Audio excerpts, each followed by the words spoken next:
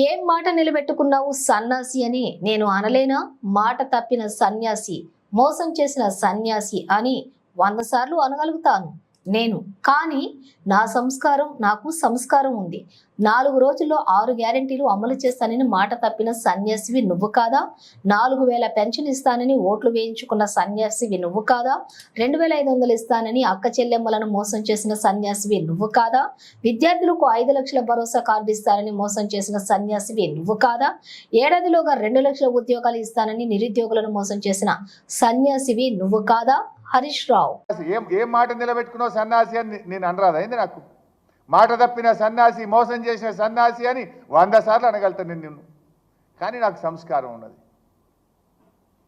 నువ్వు ఎన్ని అబద్ధాలు ఆడినావు. ఈయనట అన్ని మాటలు నిలబెట్టుకున్నాడట. ఏం చెప్పినావు నీ మేనిఫెస్టోలో? 100 రోజుల్లో 6 గ్యారెంటీలు అమలు చేస్తా అని మాట తప్పిన సన్యాసివి నువ్వు కాదా? డిసెంబర్లో ఇందిరమ్మ రాజ్యం వస్తుంది, 4000 పింఛన్ ఇస్తావా, నీ మన్మడు కాళ్ళొత్తుతాడని చెప్పి ఓట్లేయించుకొని మోసం చేసిన సన్యాసివి నువ్వు కాదా?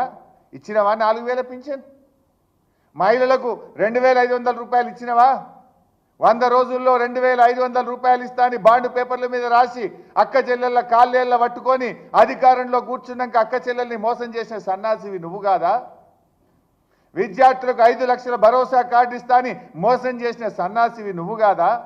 ఏడాదిలోగా 2 లక్షల ఉద్యోగాలు ఇస్తా అని నిరుద్యోగులను మోసం చేసిన సన్యాసివి నువ్వు కాదా? ఇట్లా చెప్పాలంటే చాలా ఉన్నాయి. కానీ మేము ఇంతకాలం మర్యాద ఓపిక అని పడుతూ వస్తున్నాం. కానీ మర్యాదకు కూడా ఒక హద్దు పద్దు ఉంటుంది. కానీ నువ్వేమో రెచ్చిపోయి నువ్వు ఇవాళ మా గురించి మాట్లాడుతున్నావు.